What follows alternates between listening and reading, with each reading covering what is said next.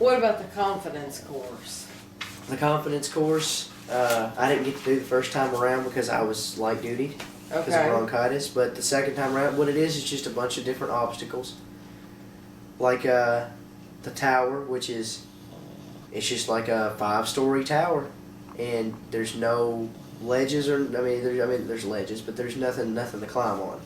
It's basically you're trying to jump up and get on a platform with nothing else around you to help you get up there, using all arm strength. And then it's like you're standing on this platform, and there's like you have to lean out backwards. It's like getting ready to fall off, and then jump up to get to the next one. And you got 3 guys going up it to help you get up it. Then you climb down. And is there a net? There's a net. No, there's nothing to catch you.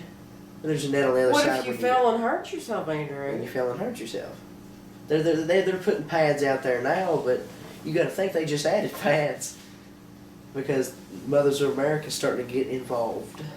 Well, the Stairway to Heaven's always something that's talked about, but it's no big deal. I mean, it's way up in the air. If you've seen Full Metal Jacket, it's the one that Private Pyle did not want to go over the top of. He just laid on the top of it. Mm-hmm. Private Pyle, don't fall off. We'd be so sad, you know. Was there anything in the confidence course you think I could have done? Let me think. No. There's not one thing that I could have done. Nothing. You've been too scared. There's something you could have. There's stuff you could have done, but I'm scared of heights. Yeah, that's just everything had to do with heights. Oh. Unless you can do monkey bars that go up and down at an angle. I thought you had to climb ropes and stuff. You can climb a rope? No, I mean the kind that you put your hands and feet in. Nets? Nets. Yeah, those ropes. Okay. Can you climb a ladder? Yes. Yes. Can you climb a swinging ladder? I don't know. I've never tried. Can you climb a swinging ladder with the footholds that sink when you step on them? Like the bars aren't stable and they swing while you're going up them? That's a net. You're leaning back the whole time because your feet are dipping inwards and you're using your arms. The net's a lot harder than you think unless it's like stable, unless it's like tied down, and then you can go right up it like a ladder. I don't think I would have liked that. But there's one thing that was rough. What? And it doesn't look rough, but it's basically 2 bars suspended, like, I'd say they're probably 6 feet off the ground. Like, there's a bar, just a bar, right? And it's got like other bars holding it up, but it's like 2 rails. There you go. They're suspended about 6 feet off the ground, and there's one rail, and it's like, it's just a rail up there, and then it has like a drop off, and then another drop off to the end of it. But to get up there, there's a slanted rail. Mm-hmm. So a rail that goes from the ground all the way to this 6-foot one that goes up. And what you do is you use your arms and you walk up. With your arms, you walk up this slanted one, and you walk down them. And then you step down on the bars, and you're using your arms to go all the way up. You're using a bicycle motion with your legs to get up there. And that's all arms. And then you have monkey bars that go at an angle up, angle down, and angle up.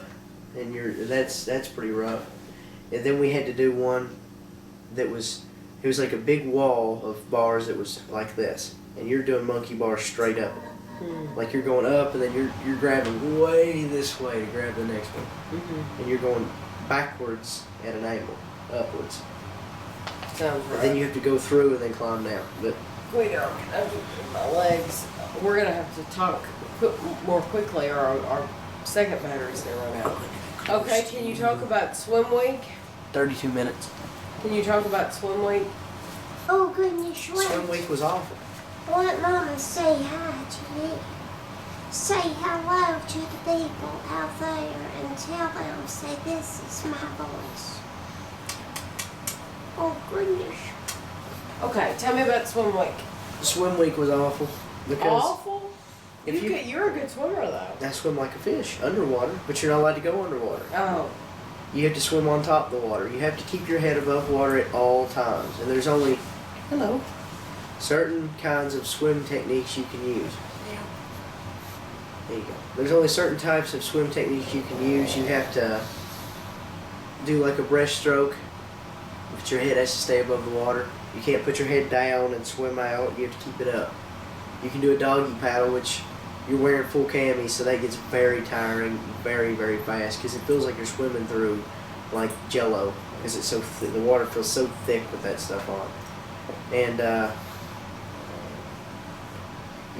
there's a side stroke, which is one arm's way up here, the other arm you're clapping together. Then you have a backstroke, which most of us used, because it's a lot easier when you're trying to keep your head above the water, and you're just using like your back muscles. But that was horrible. That was horrible, because you had to go 25 meters in like 3-foot water, which you can't touch the ground. That was the hard part, staying. Was there someone under there that would know if you touched the ground of the pool? There was somebody like watching, and they knew. There was a sponge. They knew. But it wasn't like an officer and a gentleman where in that movie they have to get in that thing and No, it wasn't like that. nothing like that. That was like an airplane type situation, wasn't it? Yeah. It wasn't anything like that. We had to do that. Then we went around to the side, jumped off a 10-foot high dive into the water, and swam to the side.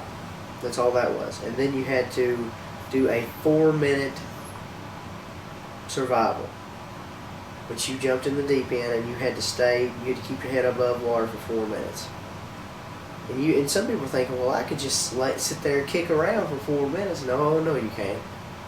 I bet your money nobody at home could do that unless you're very, very strong. And I mean, you're talking about full camis, and you can't tread water for that long. So you're trying to make flotation devices with your jacket, which mine didn't work. My legs gave out. So I'm sitting there kicking. I'm like, please, Lord, I'm going to have to do this again. Well, I had to do it again. I had to grab the side. I couldn't do it. Everybody else passed. I didn't. So I'm sitting over on the side with a bunch of failures. And I'm like, oh, Lord, I got to do it again. And then we got in the water again. And they're like, why don't you just do a dead man's float? So I breathed in, got my lungs full, and laid back. And just floated there. I was like, well. And then I figured out that I had to breathe again. So when I lost all that air, I started sinking. And then you breathe back in to fill your lungs back full, like little floaty bags, and you get back up on top of the water. And then I had to swim like 50 meters. And that was horrible. I was doggy paddling through half of it, and I had a swim instructor actually walking beside me because I was doing so bad, saying, come on, you can do this, let's go. I'd never seen any of them act that nice. But he's like, come on, all you gotta do is get to this ladder, and he's standing right next to it, and I'm just panting, I can't breathe. When I got to it, he said, you're a date stamped. And I said, what's that mean? He said, that means the rest of this week you don't swim anymore. You pass day 1, and that's your qualification right there. I was like, yes. Was there anybody that didn't pass? Yeah, we had like 3 black guys that didn't pass like all week. They didn't So pass. what happened? They passed the last day. They kept doing day 1, the same day I did. Do you think they really passed, or do you think They really passed. They really did. They were just so scared to get in the water. It was like throwing a cat in there. We had one of them and sank. He just froze and sank. And the funny thing I thought was what they called the people who couldn't swim. They called them iron ducks. They called us iron ducks, and That's cool. that was pretty funny. No, iron ducks, people who can't swim. I know, but I mean that's a good name. We had one guy, we called him the helium duck, because he just floated across the water. I'd never seen it. He was my rack mate. He swam like it was nothing. That's great. This is a clothing issue.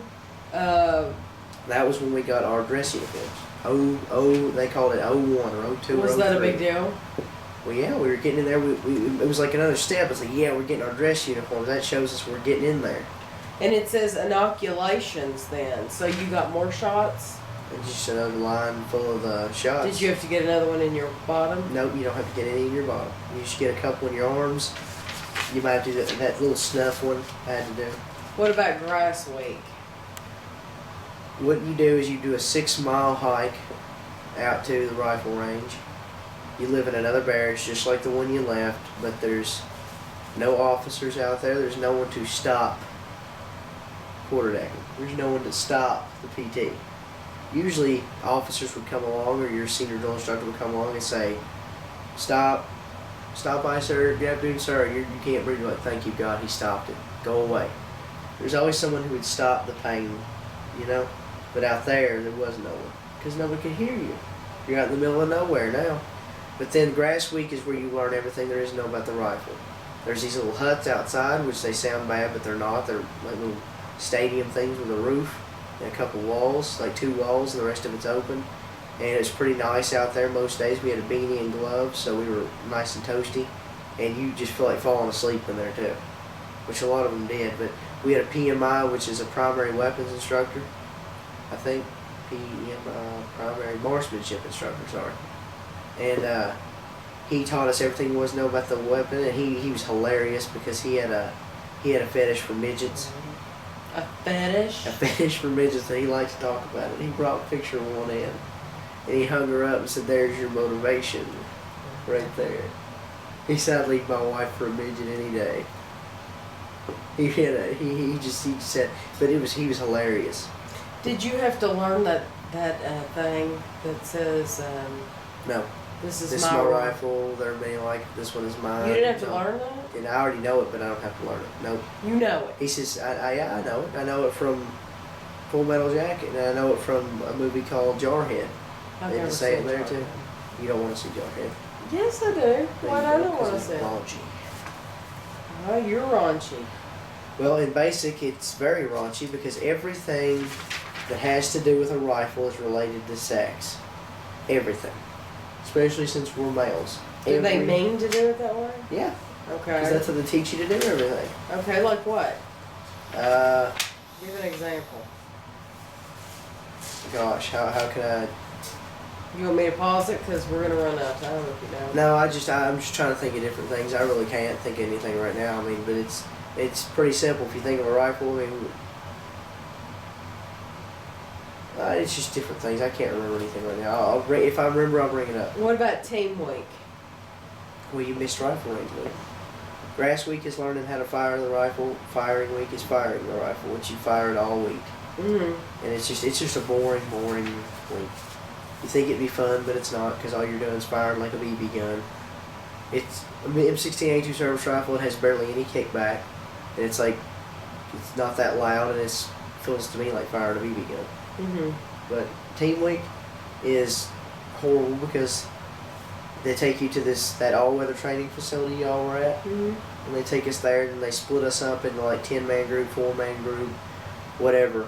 And you go out and you do odd jobs for different Marines out on and everybody's nice. Every Marine you work for is usually nice, unless you get to work for a drill instructor. And then you just go out and do work whatever.